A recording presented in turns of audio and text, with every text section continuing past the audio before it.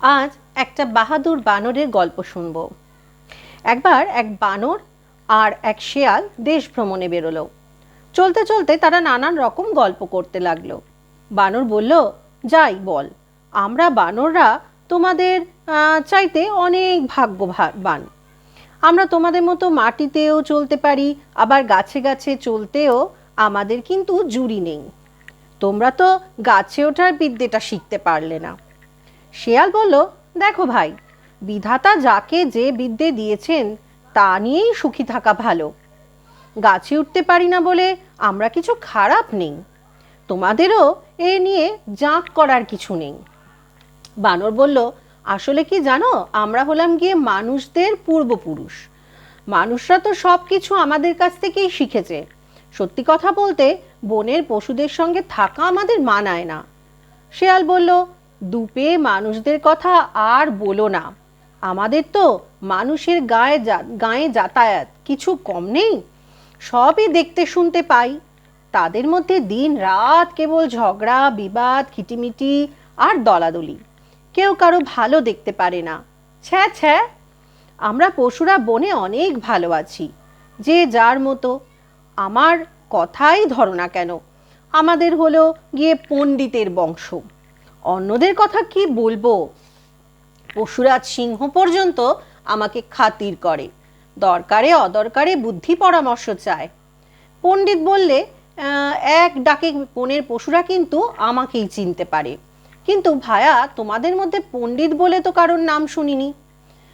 বানর বলল, আমাদের সঙ্গে তোমাদের তুলনা টেনো না ভাই। তোমরা হলে গিয়ে 4 পেয়ে জীব, পশু। আমরা হলাম 2 পেয়ে জীব। আমাদের চলন বলন সবই আলাদা। আমরা পণ্ডিত সকলেই বুদ্ধিমান, কাউকে কারোর কাছে বুদ্ধি ধার চাইতে যেতে হয় না। এমনি করে কথায় কথায় শিয়াল আর বানরের মধ্যে বেশ তর্ক জমে উঠল। কেউ কারো কাছে ছোট হবে না। পথের পাশেই ছিল বাঁধানো কিছু কবর। চলতে চলতে দুজনে সেখানে এসে পৌঁছলো। কবর দেখেই বানর আচমকা চিৎকার করে কেঁদে উঠল। শিয়াল অবাক হয়ে জিজ্ঞেস করলো, কি হলো ভায়া, হঠাৎ কাঁদতে শুরু করলে কেন?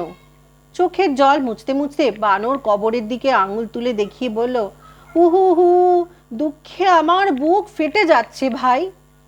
এই কবরখানার মাটির তলায় যারা শুয়ে আছে তারা সকলেই আমাদের পূর্বপুরুষদের ভৃত্য ছিল, বড় ভালো ছিল তারা। তাদের কথা ভেবে আমি চোখের জল ধরে রাখতে পারছি না। শুনে বুদ্ধিমান শিয়াল বুঝতে পারল তাকে টেক্কা দেবার জন্য বানরের এক নতুন চাল। সে মুচকি হেসে বলল, ওহো চমৎকার ভায়া, যত পারো মিথ্যা কথা বলে নাও, তোমার কথার প্রতিবাদ করবার জন্য কবরের তলা থেকে কেউ উঠে আসবে না। আজকের এই গল্প থেকে আমরা কি শিখলাম? ছল চাতুরি ধরার মতো কেউ যখন থাকে না, প্রবঞ্চকরা তখনই অহংকার করার বেশি সুযোগ পায়। অর্থাৎ কিনা, যখন দেখবেন কেউ অতিরিক্ত নিজেকে আপনার কাছে ফাটাচ্ছে বা নিজের ঢাক নিজেই পেটাচ্ছে, তখন বুঝবেন যে তার ছলচাতুরিটা ধরার মতো আশপাশে কেউ নেই বলেই সেই আত্ম অহংকারে মত্ত হয়েছে এবং ভাবছে আপনি বুঝি কিছুই বুঝতে পারছেন না। তাই তাকে তার মতো ছেড়ে দিন, করতে দিন। যত বেশি প্রতিবাদ করবেন, যত তর্ক বাড়াবেন, তত তর্ক বেড়ে যাবে।